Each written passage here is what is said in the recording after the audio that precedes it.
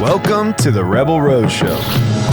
How many tulips is too many tulips? We're talking with people making money off the beaten path. Let's kick it over to Madeline, who's got some drinks for us. Tequila, gin.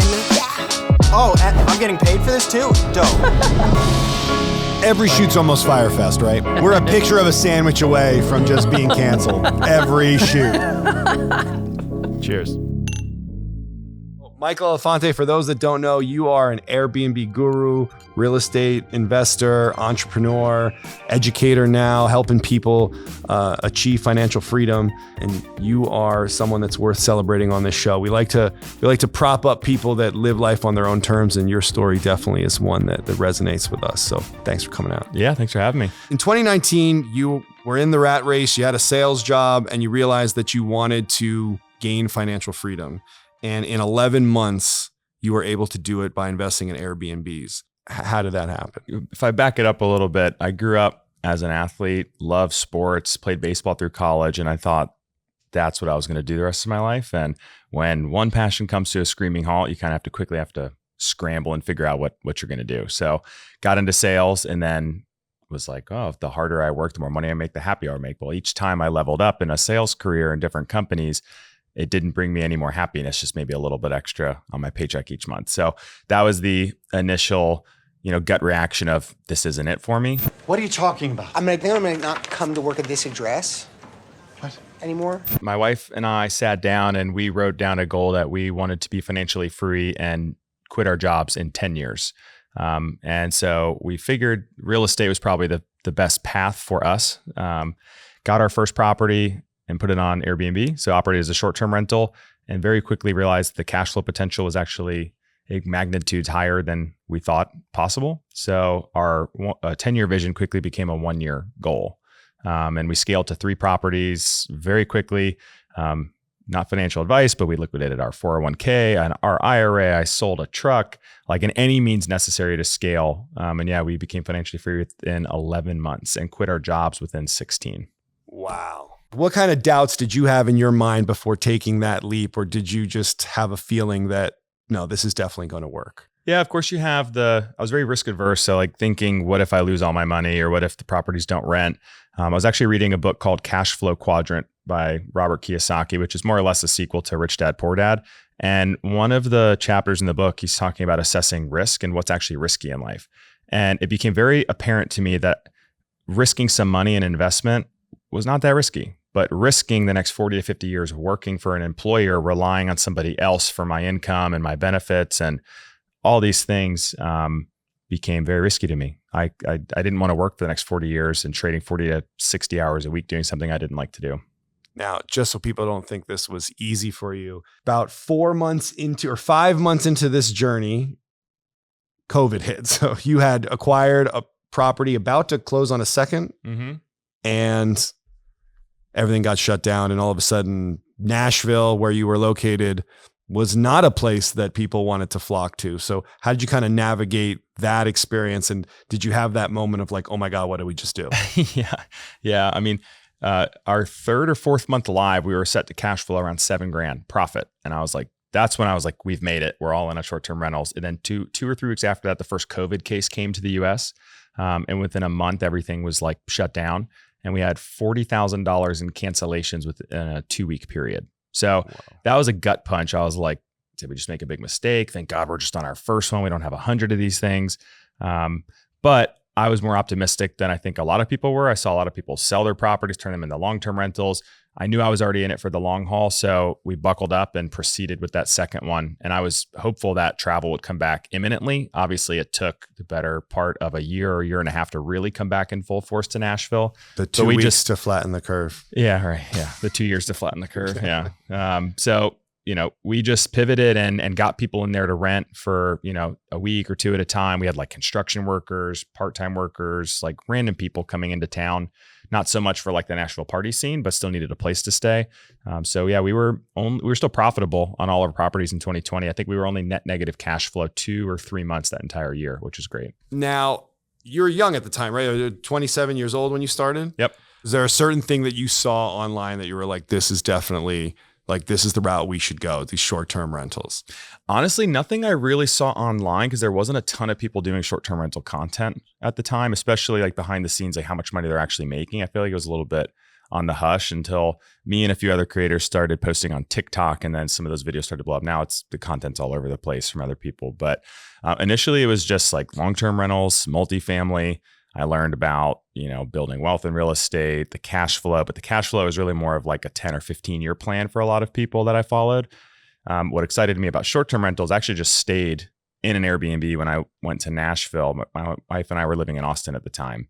And we were moving to Nashville, so we needed to find a place to live. Stayed in the Airbnb, and I was just started to do the math. Like, if this place is rented for this many days per month and they're rented out for this daily rate, they got to be making X dollars. And I was like, but their mortgage or rent, whatever they're paying, can only be but maybe this amount. I was like, they're netting a few $1,000s a month minimum, maybe more.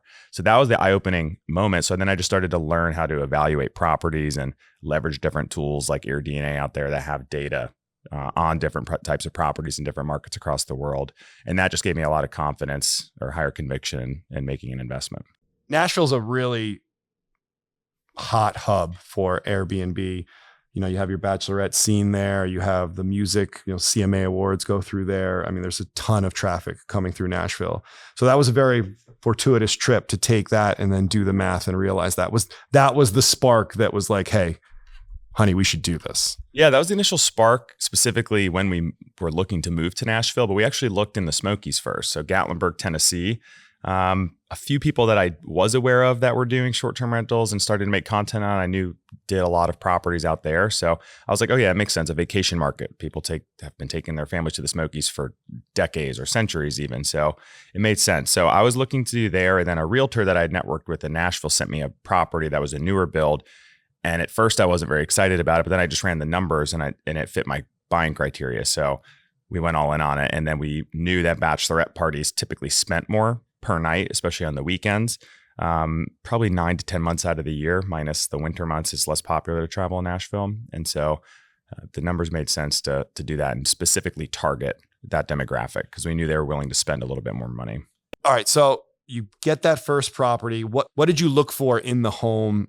And how much did you put into it? What was that initial investment? So it was $495,000 purchase price, but 15% down. And then we had to furnish it. So we had saved up some money from our jobs and we had leveled up our jobs over time. So although we were making $35,000 back in 2016 each, we had leveled up each year once we felt like we hit a ceiling. So by that time we were both making six figures from a sales job, or I was, and she was making around, $100K. So we had been able to save up more. But I didn't have enough money to furnish it.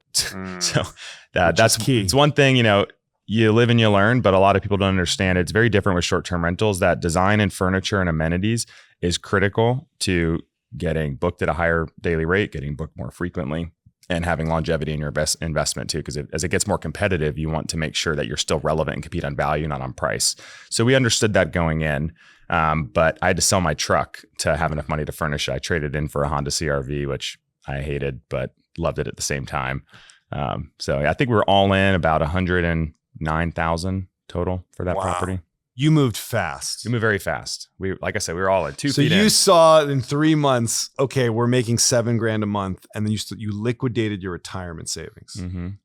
I like the chutzpah right there. Now, look, the more conservative thing to do would be to go into these long-term rentals. Obviously, maybe you're making $1,000 or $2,000 more than what your mortgage payment is on those. There is some risk with going Airbnb route, right? Because there are 600,000 Airbnbs in the US, I believe, as of like 2 years ago. Mm-hmm. So you're competing with a lot of people. How do you stand out to get that reward of those short-term rentals? Like, what are the tips? Yeah, honestly, the best part about short-term rentals now is that technology and data and information is readily available and it's cheap to get a hold of.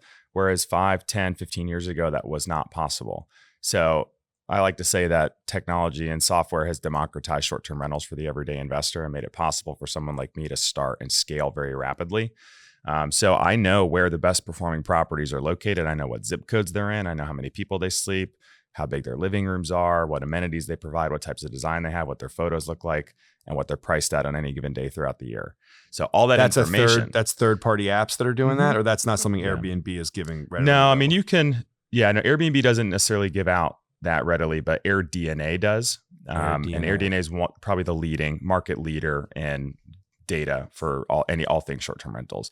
So what's cool about that is if I'm looking at any given market, let's say Nashville, I can click Nashville and AirDNA and I could look at the market as a whole, and then I can narrow it down. I use it as like a funnel. I want to see, does it make sense to do a 2-bedroom, but does it make sense to do a 2-bedroom in this zip code versus this zip code? So I can really funnel out all of the bad data and then use the data at hand and the specific properties or comps that I find to justify my forecast for my investment.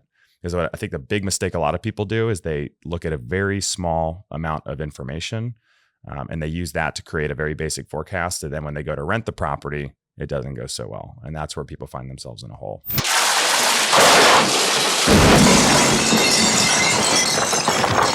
Now, I find it interesting that you hop around to other markets because were you living in Nashville at the time? Mm-hmm. Oh, you were. Okay. So you had knowledge of the area and you saw the tourists that were coming in.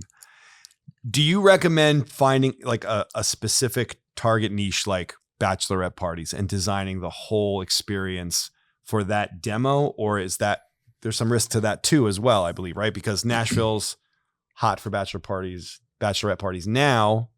I mean, maybe that's not changing, but it could. It could be Jackson Hole or it could be Phoenix or whatever.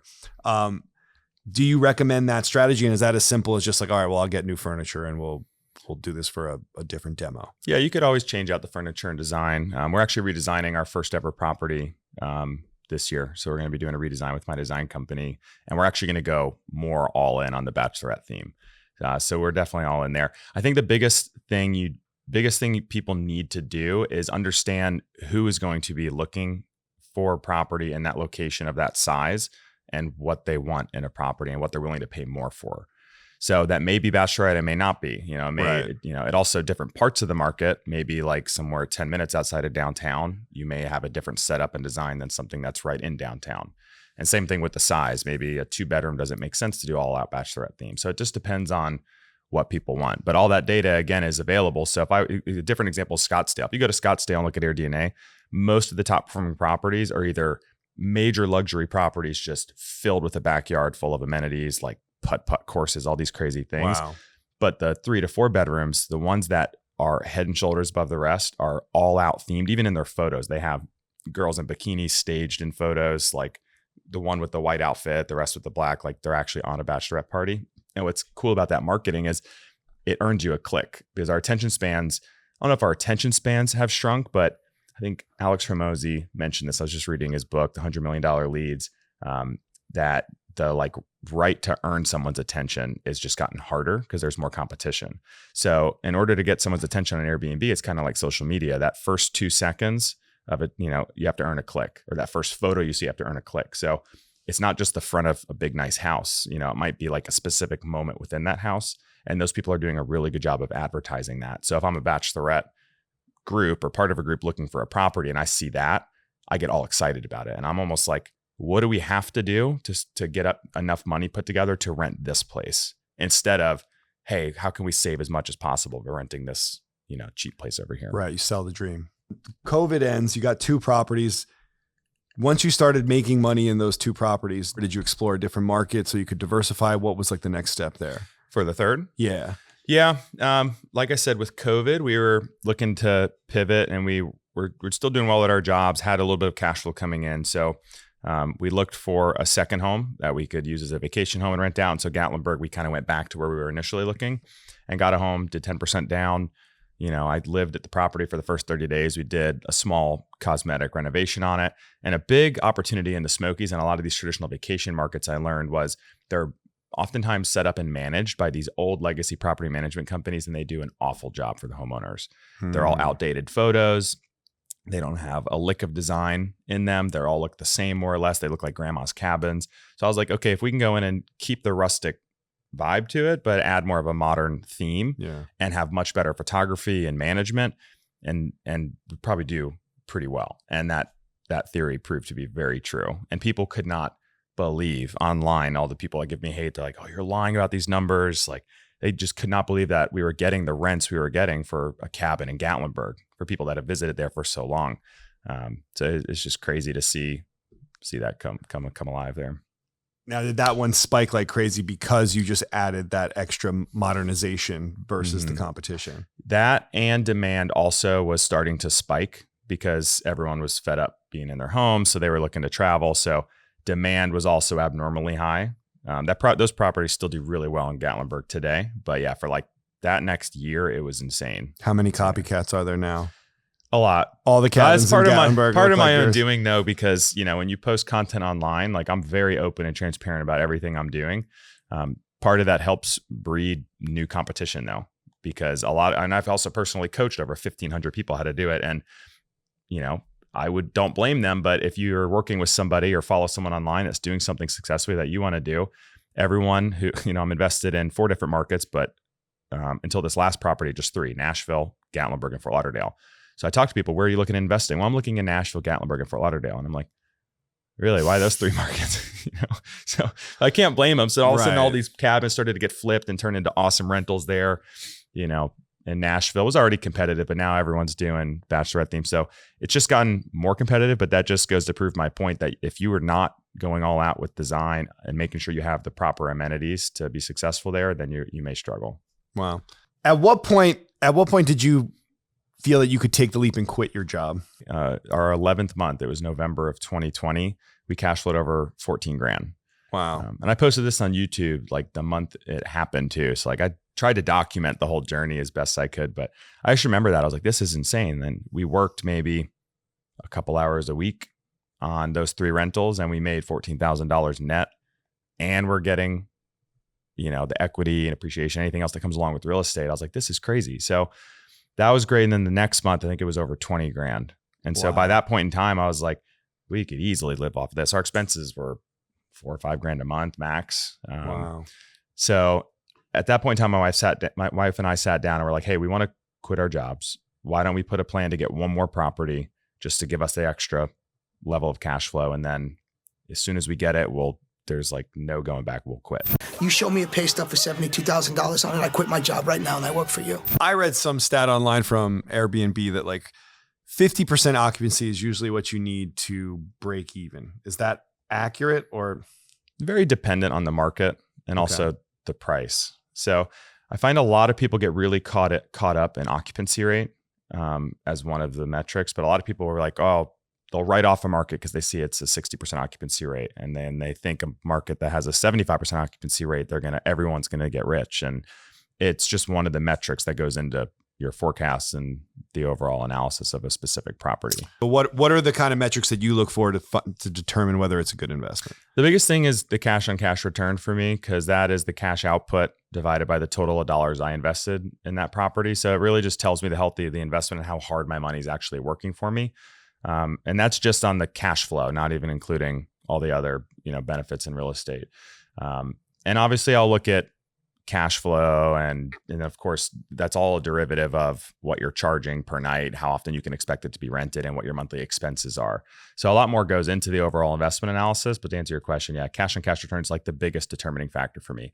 And I like to see a double or a triple cash on cash return than I would get as just like a base return on investment in something like the S&P 500 or a long-term rental. So I usually aim for a 20 to 25% cash on cash return with upside to do 30 or 40% plus. Do you tend to see that a higher, going for a more medium tier home or like a luxury home is going to net you better returns in these markets? It depends on the market, but you can make really good money and strong returns all across the board. Personally, I'm more focused recently on bigger homes, because if you look at the supply of 1, 2, 3, and 4 bedroom homes, usually in any market, most of the supply is in 2 or 3 bedroom homes. But it's also because the bulk of the travelers are usually in groups that fit a 2 or 3 bedroom home. But there's less competition from the investment standpoint and just from other rentals that are active as short-term rentals or an Airbnb for 5, 6 bedroom plus homes. And at the end of the day, I've learned I'd rather have quality over quantity. I'd rather have 7 short-term rentals that we have now that bring in 6 figures a month in rental income versus 50 doors, because it takes once if you're self-managing, it takes the same level of effort to manage a big one as it does a small one in most cases once they're set up. It takes more effort to set them up once they're set up because you have to check in. Same number of guests, actually sometimes less guests if it's a bigger rental because your occupancy would be less. So you still have to same number of cleans with your cleaners, so on and so forth. So I'd rather do that for a property that cash flows me $10K a month than for 5 that cash flow me $2K a month each.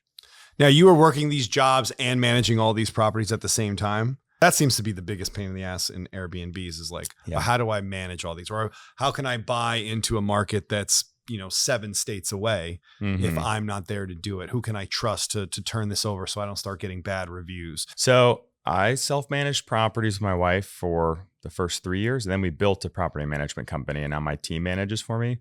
But I always encourage people to self-manage because it'll save you 20 to 30% of your rental income. That's how much they take, huh? Wow. Some charge even more than that, some less, but the bulk of them 20 to 30%. But software, like I said earlier, has democratized short-term rentals for anyone to start. So you can find contractors on TaskRabbit. You can work with the interior design company that can order the furniture, do the staging, hire the contractors to put it all together, and then work with local cleaners and a handyman. Those are the 2 things you need. You can even automate the scheduling with your cleaners using something like Turno or Resort Cleaning, and then use a property management software, something like Guesty or Hospitable, and then Price Labs or Wheelhouse are 2 different dynamic pricing solutions. So those are all the different pieces to the puzzle, cheap software tools that you can use. You can automate most of the guest messaging too, which is great. So if you were to book my place, you'd get a reservation confirmation. Then eventually you'd get check-in instructions, house rules, checkout instructions. It'll even auto review you and ask you to review me. So it takes away around 90%. That's all automated. Wow. Yeah. And that plugs right into Airbnb messaging portal? Yeah. Airbnbs, the best platform right now as far as their API integration with all these different tools. And probably because Airbnb was developed after, Expedia, Vrbo, HomeAway, all these other companies in the past. Now, what did you do when there was a needy guest? Like, what the kind of the horror stories of your rentals? Because this is not, it's not all clean and peachy, like set it and forget it. There is some kind of, now you're in the hospitality service. Yeah. Our first guest ever was one of our worst guests ever. And that first guest. So slow season in Nashville, we launched in December, all hyped up. It was my birthday, December 16th. And we got our first inquiry for a booking and prices were already cheap. They wanted to book it for 30 days. And I was like, this is great. This will pay for the mortgage and then a little bit. This is perfect. And so the guy booked, and then we started asking him a few questions. And then he told us that he was booking for J1 visa students that he had that are from a different country, didn't speak English, but they were there to do education and also work as like lifeguards or something like that. Seemed a little sketchy to me, but I kind of dig into it and it seemed to be okay. So they checked in, but the problem was the guy who booked it wasn't actually staying there. It was just like the 15 to 18-year-old kid staying there. And we had, mind you, we had just did this up, invested all this money on furniture design, cleaning it. And then we had no cleaner locked closet, unfortunately, with all of our extra goods. So by the end of their stay, they had ransacked like everything. Not all the expensive stuff like furniture and TVs, but they took like 500 cups worth of coffee, like all the cleaning solutions, cleaning supplies, all of it. And I mean completely empty. She even took the ice cube trays out of the freezer. What kind of a sick bitch takes the ice cube trays out of the freezer? Wow. So thankfully we charged them and they paid. It was like $500, but that just put like a really bad taste in our mouth. And there was like scuffs all over the wall. So we had to like do some touch-up paint. Not all guests are like that. So that was like one of them. And then we have had a few situations where people threw parties, but you can use technology to mitigate some of those things, like a security camera out front. There's things like Minute or Noise Aware that can send you notifications when the noise gets above a certain level. So you can try to get ahead of those issues before they happen. Now, do you have to put that in like your rental policy that like you can't throw parties, or how do you protect yourself? Definitely want to do that in house rules or even on your listing, or you could list fines if you have them. It's kind of hard to implement those fines, honestly, sometimes on Airbnb. But you have to just be able to document. So if a guest checks out or if you kick them out because there's a party, make sure you have your cleaners document all those things so you can submit a claim through Airbnb. And Airbnb fights on your behalf? Yeah. Not really. Yeah. They usually just try and like mediate the situation and come to a solution that based on the information they have been provided is the best fit. But usually they side with the guest unless it's obvious and you can like really They finagle believe it. the Yeah. customer's always And right. it's- That's the yeah. So we've had some situations where Airbnb will refund a guest a certain amount if they guest claims it wasn't cleaned, even if it was. So it's a little bit of a struggle. But I mean, for some of those struggles and bad guests, all the good guests and the positive experience and all the cash flow is well worth it to me. Have you ever gotten a negative review that you just Oh, yeah. ruined your day? Yeah. I mean, not so much ruin my day, but just like put a bad taste in my mouth. Usually it comes from guests that are booking when there's the property's already discounted. They show up and then they just find something to complain about. They say it's not clean. They say a whole slew of things. And then they will they're just trying to milk you for some discount. milk you for a refund or a discount.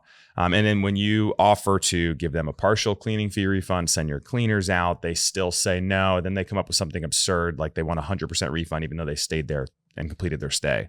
So then you say no, and then they leave a retaliatory review. I've had people threaten lawsuits, go into social media, this, that, and the other.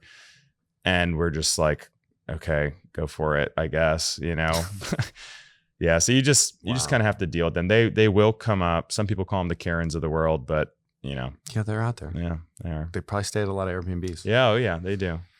So what do you do? Like if you have a management company with that 20%, what is it buying me? Do I not have to deal with those complaints? And like, if someone is throwing a party in the middle of the stay, will that 20% buy me some management company actually caring and taking care of it like you would, or it should? Yeah. I mean, if you work with my management company, we try and mitigate all those things. And thankfully, since we built this company from the ground up, starting like, I don't know, a year and a half ago, I mean, we implemented a lot of the same systems and then some that I was already doing. I'm a business partner was already doing with our own rental. So we were investors at heart and managers at heart of our own properties. So we try and take that same level of care to all of the homes we manage. But yeah, it's tough at scale, right? So some of these companies like Vacasa that have tens of thousands of properties under management, you know, I'm sure they have decent systems in place, but some things just slip through the cracks. So it's definitely harder to handle some of those situations. how quickly did you hit that super host status, and what does that buy you? It's pretty easy to get, honestly, especially if you're self-managing. You just need to have a 4.8 or greater average review rating, and then have hosted at least 10 stays or 100 nights in the trailing 12 months. Okay. And then cancel on guests, like you cancel on guests reservations less than 1% of the time. I think it is. You get whacked for that though. That's not a good thing to do, is cancel on a guest. Yeah. Now Airbnb. they implemented a policy where you have to pay the guest for canceling on them without due cause. When did that come up? Recently, probably 5 months ago. Wow. And so that could be something where, say you had a leaky roof and you didn't fix it quick enough, you'd have to cancel, or you needed to, say it's your home and you needed to stay. Those are the. Yeah. If you had like a problem where the house was not fit for the guest to actually stay, now you won't have to pay that fee, but then they make sure you document and provide like a memo or something, or an invoice with a letterhead from the company stating as such. So that happened to us, and we actually had to provide all this documentation, which was annoying, but at least we didn't have to pay that. Right. Fine. So, I mean, part of your financial freedom is you're leveraging debt.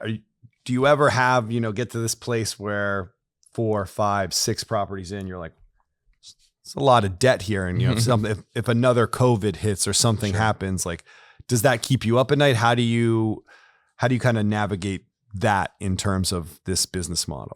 Yeah, I mean, we have some reserves for each property. Typically, we'll have 3 months of reserves of expenses and mortgages for each property, respectively. So that gives us a little bit of comfort. But in my mind, if we're not leveraging debt as a tool to buy assets that produce cash flow, like we were never able to get to the place we are now so quickly. And I found that in real estate and in business, pretty much everybody's leveraging debt in a way to create income and cash flow and build the business up. So we knew we had to do that. Every once in a while I'll sit there and it gets a little overwhelming, but if I'm not willing to do it for one property, I shouldn't be willing to do it at scale, I suppose. Now, the last 2 years has been a rough economy. Have you seen a dip in people's spending on, retreats, or are your sales still up? Occupancy rates still up? Yeah, Fort Lauderdale is a little bit slower. It's got more competitive there, and I don't know. I mean, it's also gotten more expensive. Like insurance almost doubled. So some things, there's other factors. Like that's not my favorite market that I'm invested in. But we have other markets like Western North Carolina, where we launched a property that we bought in 2023 is going bananas. Like it's just getting rented at insane rates and insane occupancy. Yeah. So it really just, it's more Western North Carolina. Mm-hmm. Wow. Interesting. Yeah. Now, so you're just scouring the AirDNA data and finding that. Had you visited this other market that you're in now, or was it simply like the numbers look good, I think we should invest here? Like, what's your criteria when you're throwing a dart at the map and being like, this is the region that we need to be in? Yeah, I mean, you could make money in small markets, medium markets, and big markets. A lot of people tend to focus on the major markets that everyone knows. So the Smokies, the Panhandle of Floridas of the world, the Scottsdales, the Nashvilles. But in fact, a lot of people see a really strong return on their investment in the small to mid-sized rural markets that get less attention from other investors. So you don't have to be in a big market. Now, with that being said, in terms of market research, I usually start with where I currently live. Especially if I'm a new investor, I can look in my own market. If the numbers are there, great. It's more convenient. It's not necessary to invest in your market. Then I look within like a 3 to 4 hour driving distance. Where does everyone go from the place I'm living in or other local cities? You can usually pinpoint a few different locations to start at, and then you'll start chewing into AirDNA data. AirDNA is hard and it's overwhelming just to get into the tool and try and figure out where you want to invest. It's really more, in my opinion, a tool to be used and leveraged to, you kind of know where you're looking at to invest, and then is this market going to produce? And then also what type of property within this market should I be targeting based on that data? Wow.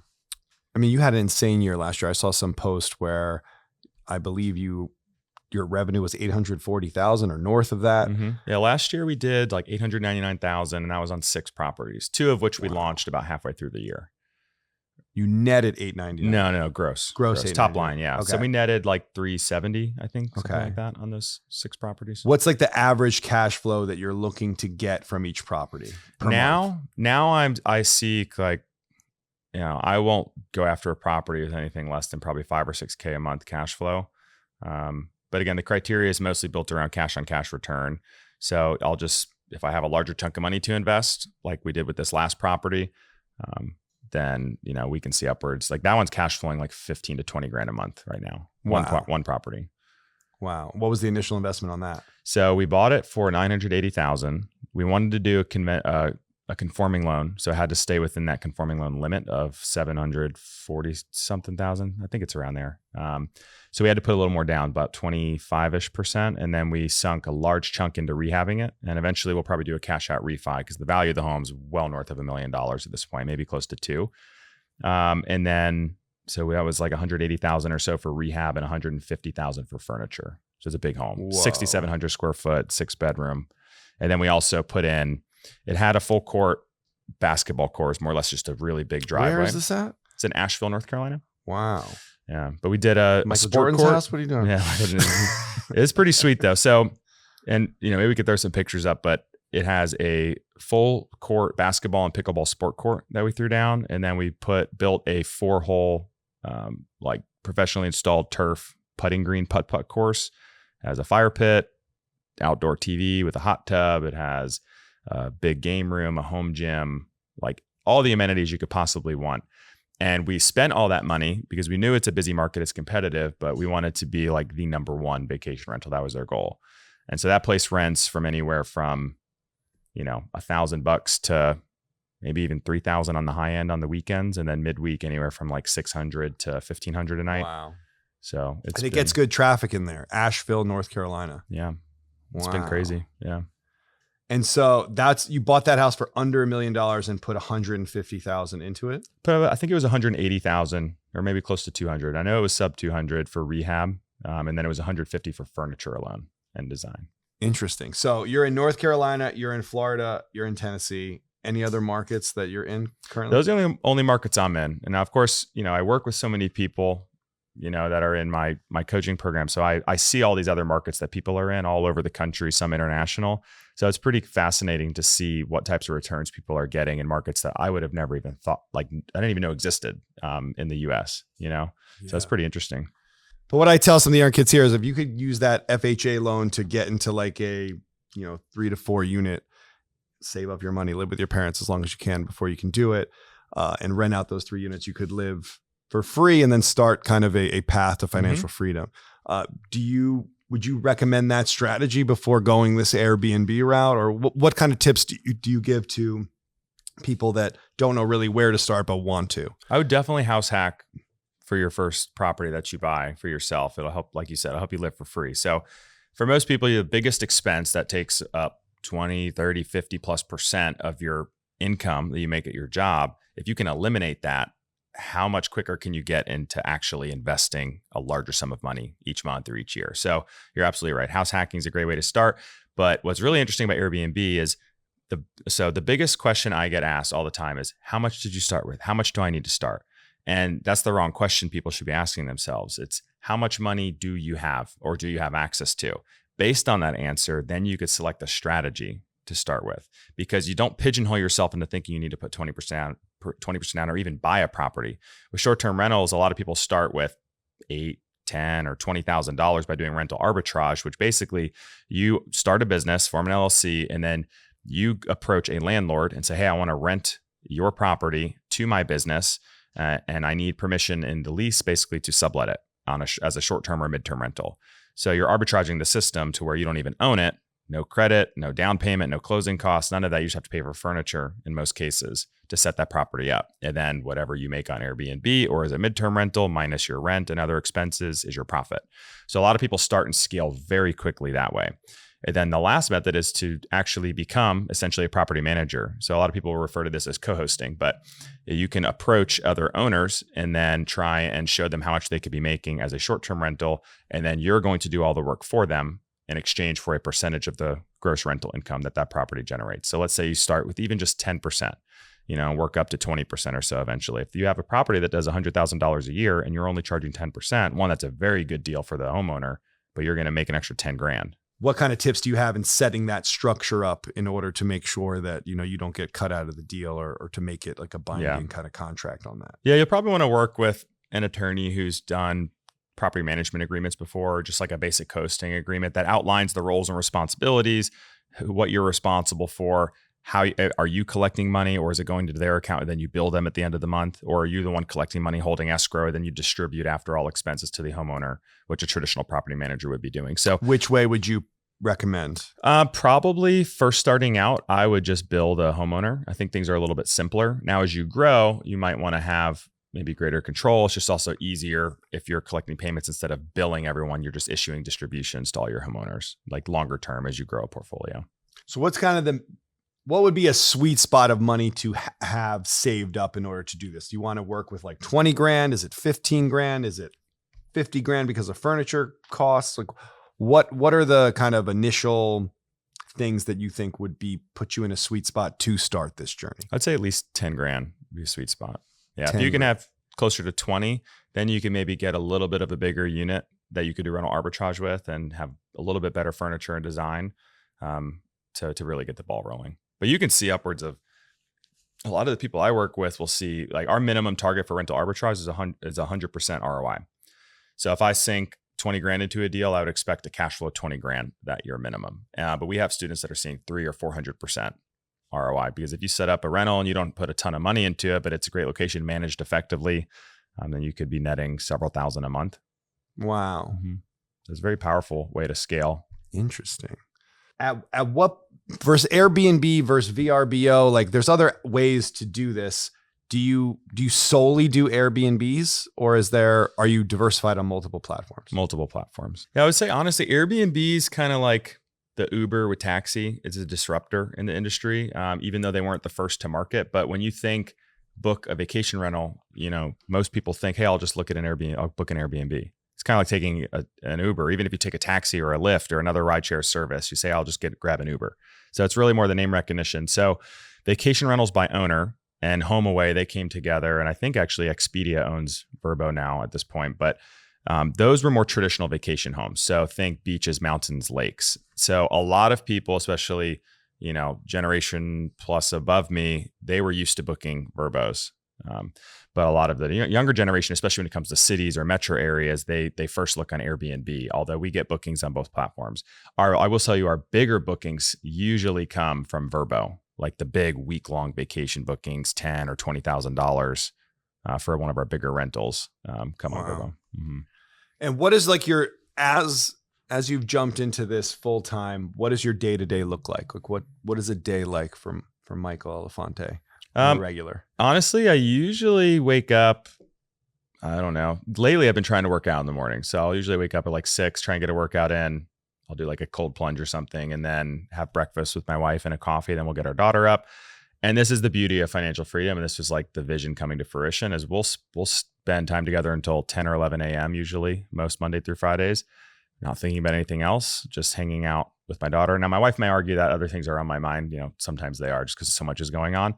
And then usually depending on the day, I'll have like a team meeting. Maybe I'll work with my sales team for the coaching business, get on the phone with my business partner for the management business, so on and so forth. And then once a month for like 2 days straight, I'll usually film a ton of content. And then that's usually what we use for the next 30 days.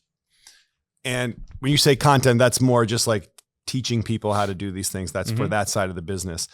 Do you have a marketing arm that's taking care of all of these listings, or that's kind of like there's a system in place and those are all taken care of? Yeah. So since we built a management company, my employees will manage the guest communication side of things. I usually just, call it 1 to 2 times a month. I'll sit down for 30 minutes and look at all of our pricing and then make tweaks as necessary. So, I can rewind back a little bit. When we first quit our jobs, it took us, I usually tell people it takes 30 to 60 minutes a week per property to self-manage a short-term rental if you have all the right systems in place and all the software set up.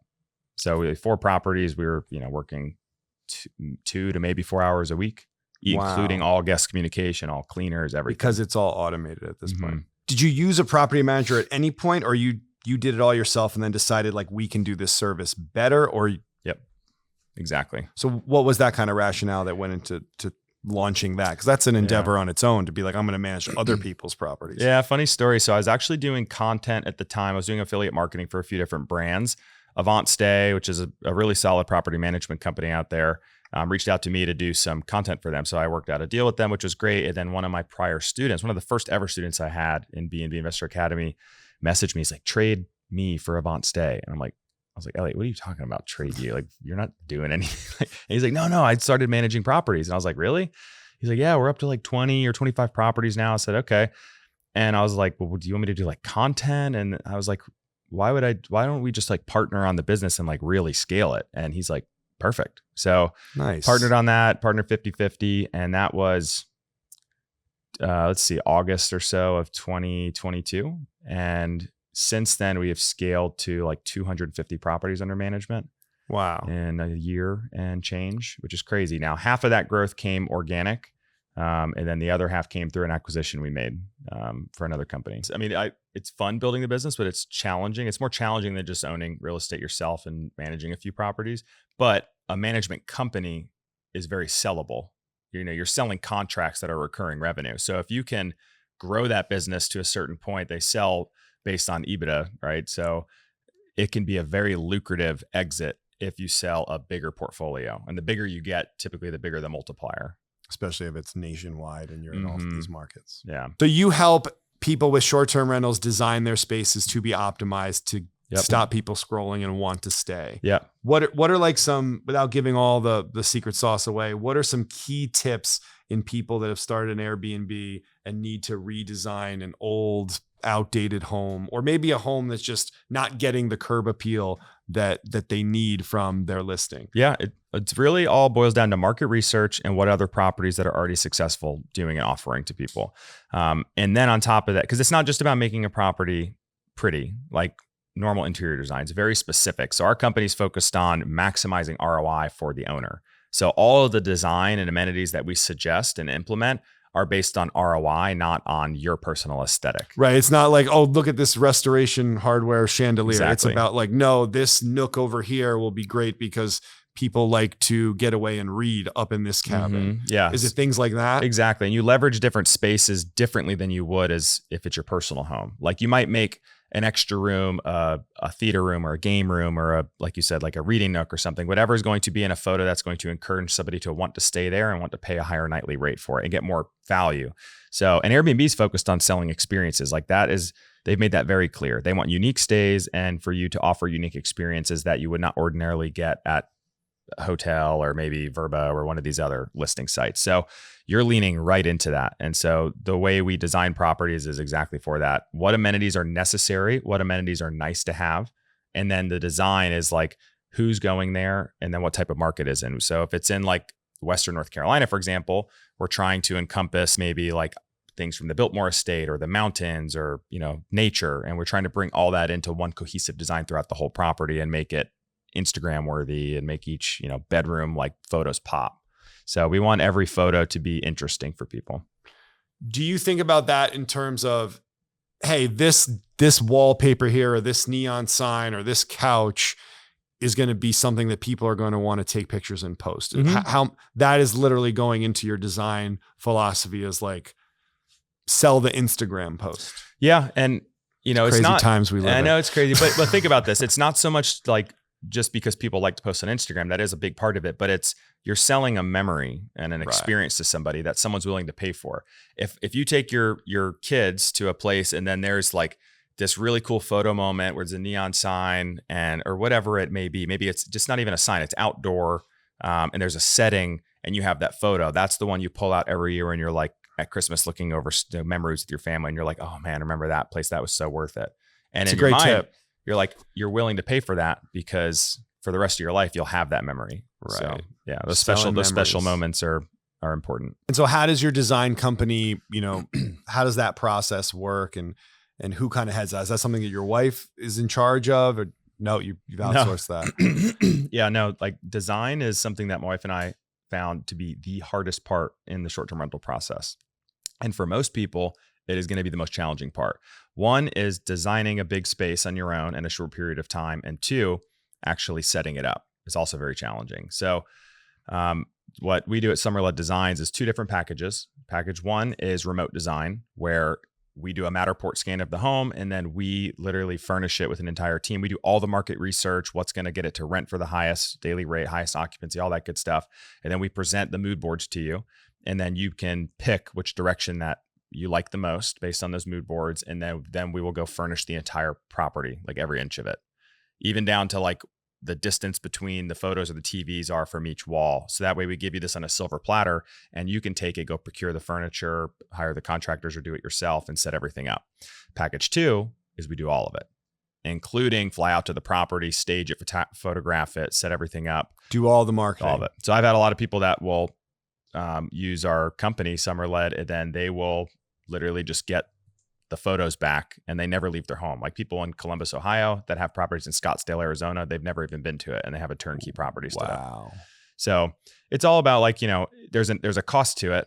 There's also going to be a return on your investment. That's something people don't understand. Like get out of the cost savings mindset and get in the money making mindset. So if I can invest in the proper design and amenities in a company and outsourcing so they can do it better, get me listed faster, because each day you're not rented is an opportunity cost at your average daily rate.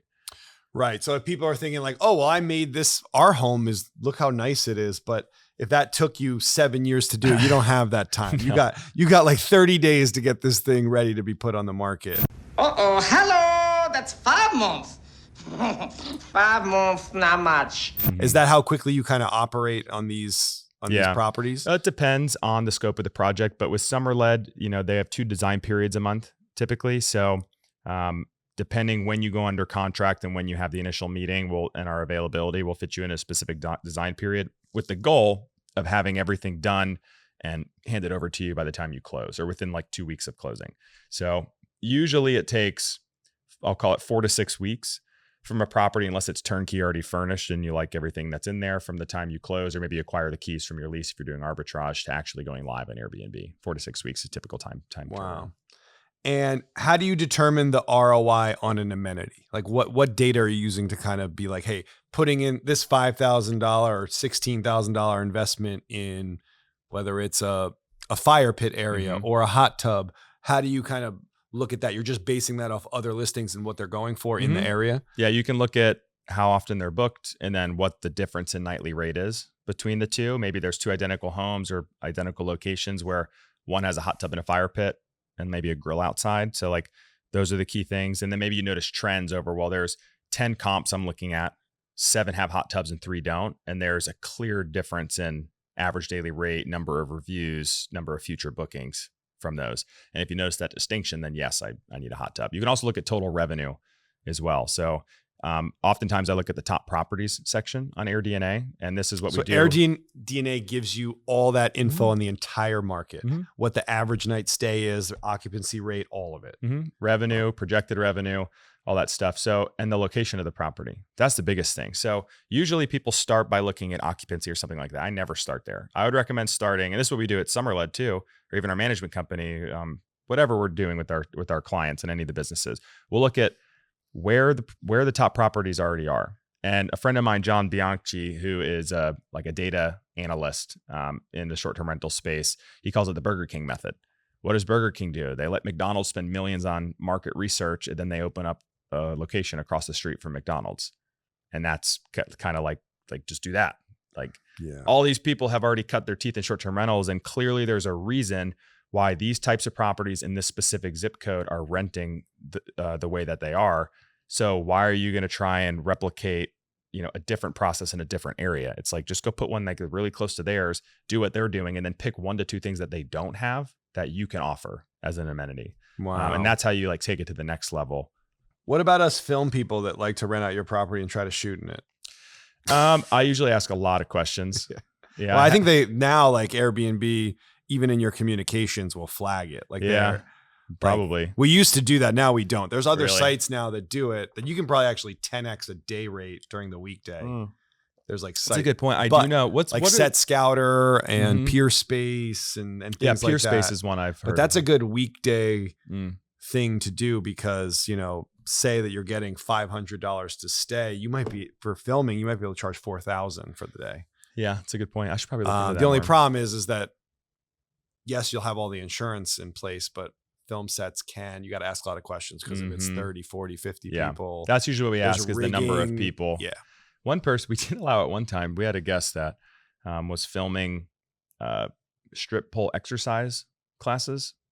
In the house? In the house. I don't know. They love the setting because it was like bachelorette theme, because I think they go to homes and they do like a exercise class, kind of like someone like, or they wanted training. Content, like influencer They wanted, content. they wanted content to help promote their business. Gotcha. But yeah, I was like, well, how are the poles going to be like secured? Like how many people are going to be there? This isn't like, you're not like hosting like a stripping event or something, right? It is exercise. So it was kind of like, it turned out to be completely fine. They were great. They sent me their website. Like it was legit. So that was like one time that we allowed it, but we've said no a lot. Yeah. I mean, rightfully so. I mean, there's one production company will ruin it for the batch of us, Yeah, but, sure. But it is probably a great way to get that Monday through Thursday revenue at even peak compared to what you're getting on the weekends. Yeah. Because, $3,000 to $5,000 for a decent size house is very gettable.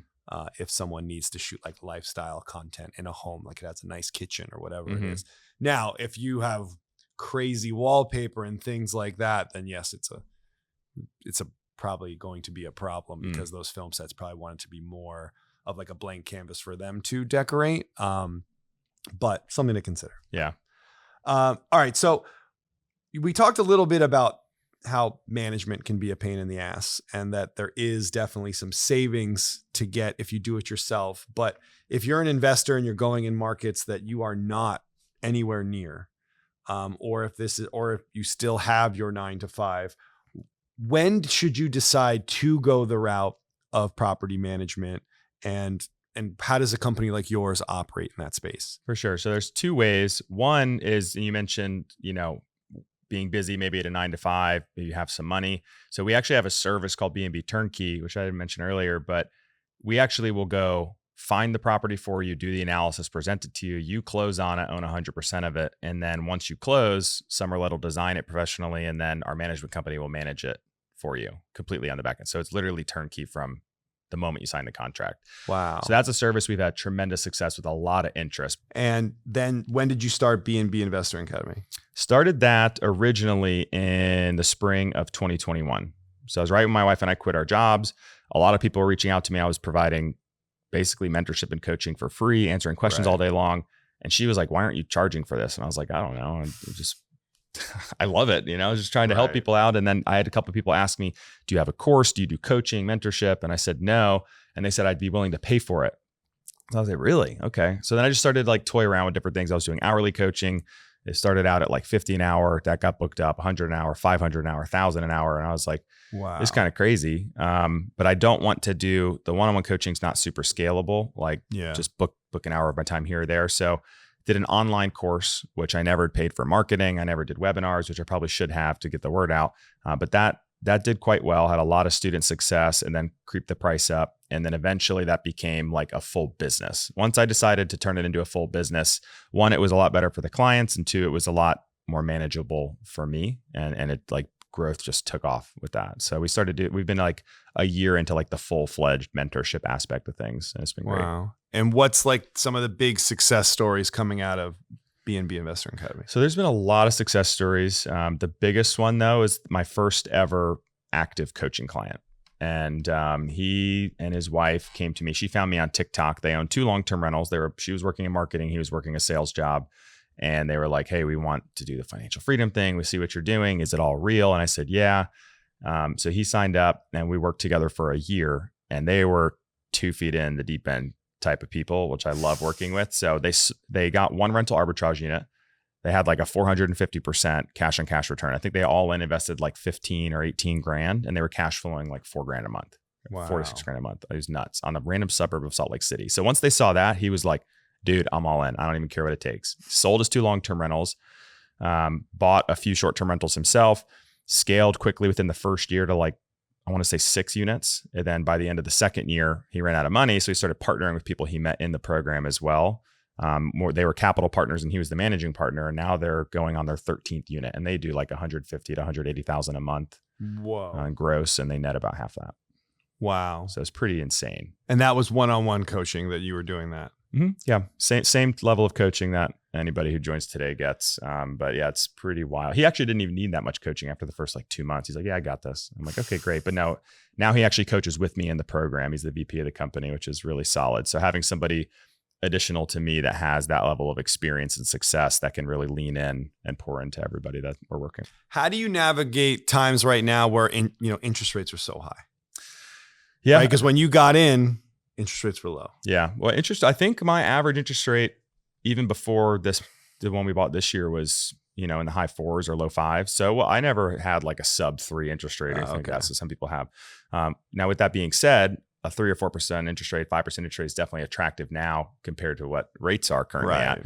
But what's interesting is on the flip side of things, in 2021, interest rates were really low and prices were starting to go up, and I would put an offer in on a property and we would be outbid by like $100,000 or $200,000 all cash, waiving all contingencies on like multiple properties. Deals were happening in like 24 hours. Like, it was like great time to be a realtor. Yeah. Oh my gosh, it was nuts. Crazy. But, all right. But now you can be more selective, take your time, negotiate better deals. So there is a trade-off with the high interest rates. Yeah. Like Logan, who I was mentioning before, my VP, he refers to it as a seesaw, which I actually really like the analogy.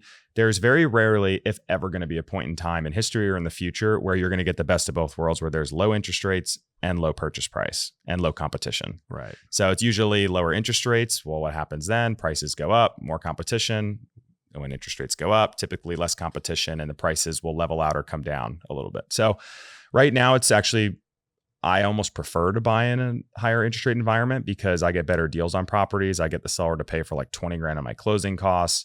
And I lock in the better deal, which is great because if interest rates go up in the future, I'll look back and be like, damn, I'm happy I got an 8% interest rate, which I know sounds crazy to hear. Crazy to hear that. But if they go up, I'll be saying that. And if they go down, I'll have the opportunity, if it makes sense, to refinance. Right. Yeah. A lot of people don't realize that part of it. Like if they go down, you can refinance. I know the famous saying, like date the rate, buy the house. Right. Or date the rate, marry the house. That's right. That's the saying. Date the rate, marry the house. Yeah. I don't know if that was just an old saying that realtors used to encourage, buyers to buy, but it does make sense from an investor standpoint. Right. Because you can always refi at some point in time, but you can never go back and change what you bought the house for. Do you try to do cash deals and take advantage of that right now, or just like lower prices? We have an offer out right now that's all cash. We're actually partnering with someone, and we're way under their asking price, but it needs a lot of work. So it's basically the pseudo BRRRR model. So those who aren't familiar, it's buy, rehab, rent, refinance, repeat. So the goal for us would be to buy a place at under market value. And we know that this place, if it was rehabbed in the appropriate way, could appraise for a very, very large sum of money over what we're going to buy it for. So we're just doing the numbers on, okay, if it does, how much money do we need to put in to get it to that level? And then through a refinance, how much money could we take out through a cash out refi? So if we're able to pull out, it depends on what it appraises at, of course, but we could pull out like 75 to almost 100%, or in some scenarios, more than 100% of what we actually put in total to stand that property up. And if we accomplish that, then you could rinse that money and repeat. If you pull out all your money, it's basically infinite return on any cash flow that property does. And then are you taking advantage of, HELOCs and things like that? Like what are you doing with all these loans that you have and these properties that you own that are appreciating since 2019? Yeah. So we did a cash out refi on our primary residence that helped us buy our fourth property. And then once we had 4 properties, we did rehabs on 2 of them. One like much more extensive rehab, which that was one of the best deals we've ever done. I can cover that in a minute if we want. But we did 3 cash out refis. Market went up and we did rehab. So it was the best of both worlds. Like timing for us was unintentionally lucky. So we pulled out like $700,000 worth of tax-free money. And that's how we acquired our next 2 properties, number 5 and number 6. That seems to be a place that if you weren't educated and weren't getting mentorship from you, that people could run into trouble. They start thinking that like, I can pull all this money out. When is that a bad idea? And what kind of hurdles can you face and kind of derail your whole operation by over leveraging? Yeah, it really comes down to one metric, which is return on equity. The whole point of doing a 1031 exchange or doing a cash out refi or a HELOC is to leverage the equity you have in a current property without paying taxes, like realizing capital gains and then moving it, some of it or all of it, into a new investment that will get you a higher rate of return on that total sum of money. So return on equity usually goes down over time while cash on cash return typically goes up. Why is this the case? Because the home appreciates in value while cash flow typically stays stagnant or maybe increases, but at a much slower pace. So as the home appreciates 10%, 20% over the next bunch of years, that all that money tied up in the 4 walls of the home is actually yielding you a lesser return. So at that point in time, you just have to run the numbers in this scenario. If I leave it here, what's my ROE? And then if I were to do a cash out refi, or whatever the scenario is, on both of these new properties, what is the new return on equity? So that's usually the scenario I look into. I think a lot of people assume, I'll just do a cash out refi in a year. Well, you also have to pay closing costs on that new loan, right? So it's not always advantageous. A lot of people assume they could pull out like $100,000, but after closing costs and other fees, maybe it's $60,000 or $70,000 or something. From a pricing strategy, like how much are you eyeing that market and adjusting what your rate is? How do you do like, I guess not surge pricing, but peak pricing and things like that when it comes to hot weekends or months throughout the year, and how much does it fluctuate? Yeah, using something like Price Labs, which is what we use, it basically shows you the market demand and then the different percentiles of like kind properties, like comps near you, are priced at, which is really helpful. So I can see who's booked, how frequently, when I'm booked, and then where I sit in comparison to their pricing. And the second thing I'll look at is my booking lead time. So if I have a 4-bedroom property in Nashville, if my booking lead time's 48 days, if it's anything under that, I usually have a setting in there that discounts the pricing gradually every single day leading up to same day booking. So a lot of people make the mistake of not discounting their prices at all, or saying, well, this is my average daily rate, so that's my floor. I won't go below that. It's like, no, it's your average daily rate because it's an average. So some nights you're going to be priced higher and some you're going to be priced lower. So you need to find the right balance to maximize occupancy rate at the same time as maximizing your average daily rate, ultimately maximizing your total revenue. So take me through that pricing structure. How are you figuring that out? What's like the sweet spot on making sure that you are lowering it to kind of draw more customers in and making sure that you're getting max dollars when it is very hot in that vacation time? So you have your booking lead time, and depending on the season of the year, it helps once you have properties for at least one whole year. You already notice your booking trends for your specific property, but that information is readily available on AirDNA and then Price Labs or whatever pricing solution you're using. So looking at it and understanding how far in advance people are booking, and then at what price point are they booking at, I can price my property accordingly. And then if I get booked a ton far in advance, I'll start to tweak my prices up. If I continue to get booked, I'll keep raising them up. And if I have a lull in booking and I start to get demoted in search results, then I'll bring them back down. So it's finding the right balance for your property. And then I try and do whatever I can, especially for smaller properties in an urban area. You want to try and get booked as many days as possible. So anytime I have the weekends booked, this goes for all my properties, I start to lower the midweek pricing in between those book dates, because I'm not trying to hoard prices or revenue for midweek days where I don't have the weekends available, because I'm not going to get the big week-long booking. Right. So the demand is so much less for midweek travel in most areas that it gets more competitive. I want to be like in the bottom 25th or 50th percentile. And a lot of people won't go there, but that helps me get my occupancy up from like 75% to 95% in Nashville.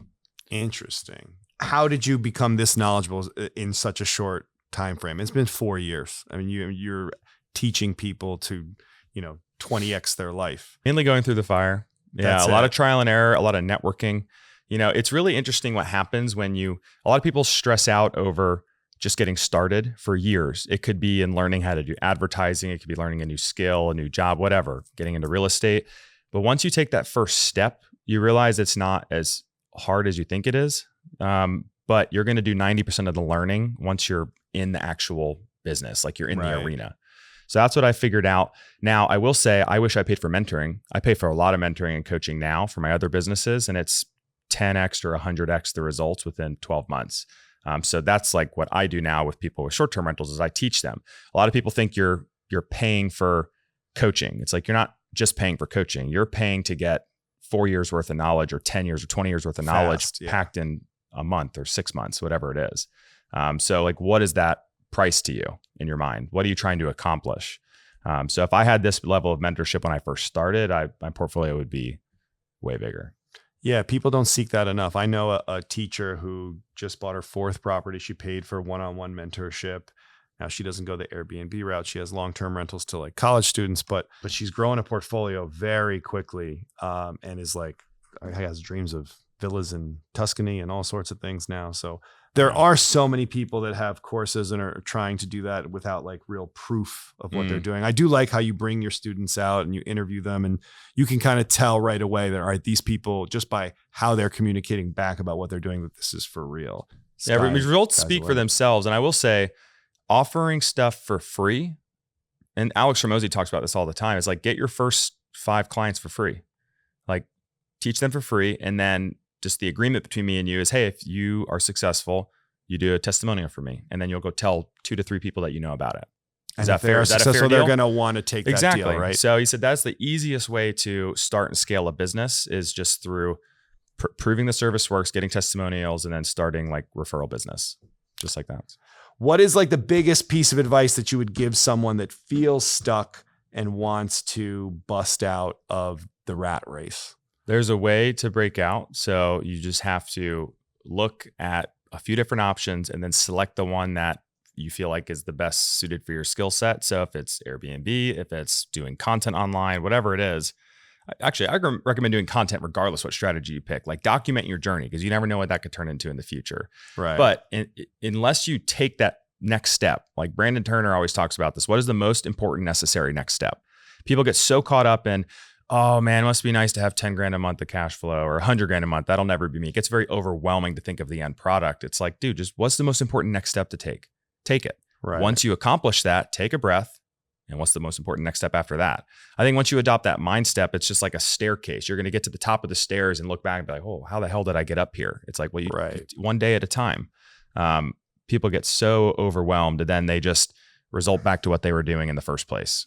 Yeah, because this content can be a double-edged sword, because you can get, paralysis by analysis, where you're just constantly feeling like you're doing something by watching and then not actually getting anything done to get you closer. Like, you eventually have to take that first step. Mm-hmm. This may sound counterintuitive for people out there. Like, a lot of people think, oh, I need to make sure this is the right thing for me to finally invest a little bit of my money or time into it. But what happens if you just try and seek free mentorship or free content, free resources, is that you get just in a consumption mode, and you just consume, and you never actually take action. So you just want to like figure out how to be the expert in something before you actually do something. Right. I know a lot of people who are experts in real estate, but have 0 real estate investments. Right. They know everything. At least they say they do. So what I think a lot of people really should do is find a mentor that fits your budget and pay them. And it's going to force you to be more bought in. Yeah, 'cause you have Paid skin in the game. mentorship, the results from paid mentorship are astounding compared to somebody who gets free mentorship or just finds, the information for free on their own, because you're bought in. It's your first ticket that you're buying saying, I'm going to do this. Right. And you're going to hold yourself that much more accountable because you already dumped in hundreds of dollars or thousands of dollars for the help.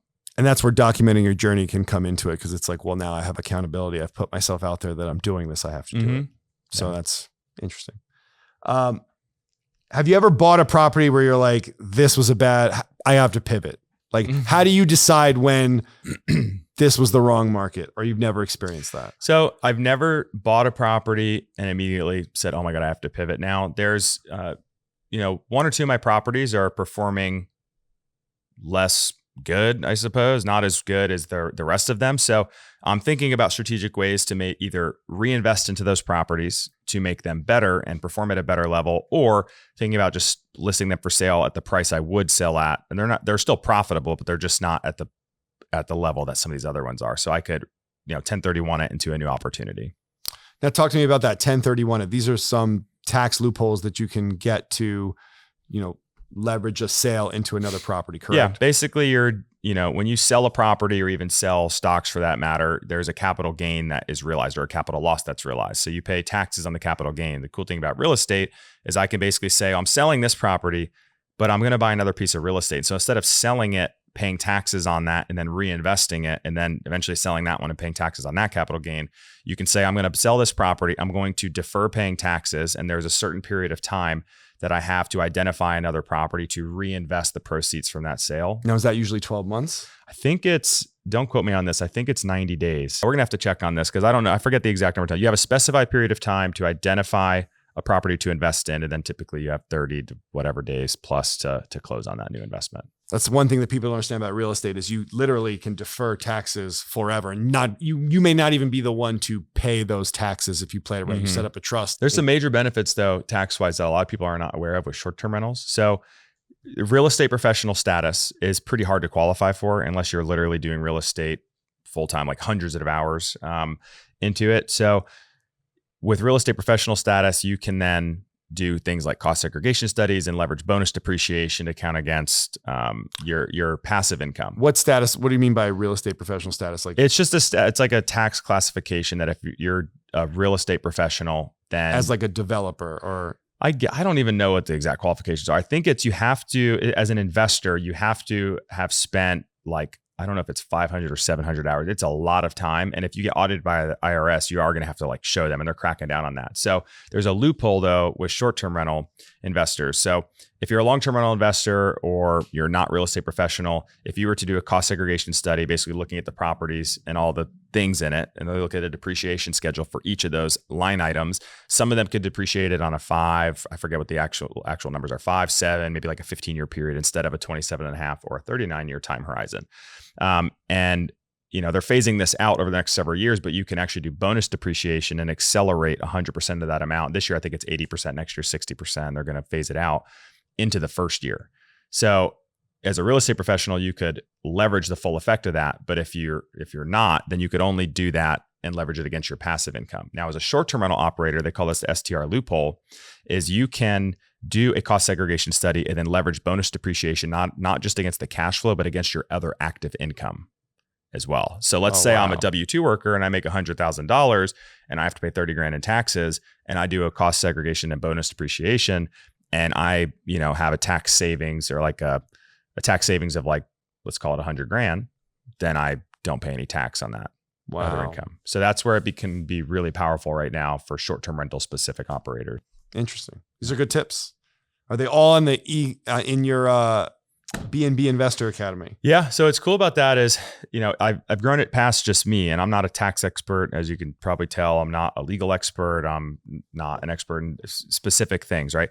But we have a CPA who's a real estate CPA. We have modules on cost segregation, 1031 exchange, all those things we talked about. We have attorneys that do layered asset protection.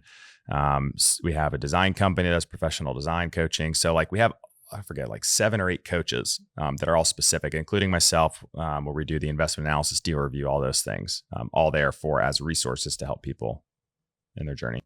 What's the next move that you're making in the short term? Looking to acquire another few properties for ourselves. And then I'm really focused right now on building out each of the businesses more. So like, how can we 10X each of the businesses? The coaching business specifically, honestly, we're just really revamping our back-end operations and some of the marketing things to make sure everything's in sync and aligned. And I want to make sure I can actually build a business. If I ever want to sell something like that, which would be great in the far future, I need to make sure that it's not solely reliant on me in every aspect. So if I were to disappear, does the business crumble or can it go on and operate and grow without me? And that's where I'm at the crossroads of I need to turn this into like a bigger business and have it be ultra sustainable and successful regardless if I'm present or not. So that's like my big focus right now. Well, I think the sky's the limit for you. I'm excited to see what you do. And I think everyone here is about to liquidate their 401ks. And it's not financial advice. Jump in. Yeah, not financial advice. No, you've definitely inspired a lot of people here. I see them jotting down notes and I'm one of them too. So thanks for coming on and I wish you the best of luck. Yeah, thanks for having me. Likewise. All right, take care. Zucks, send to the internet.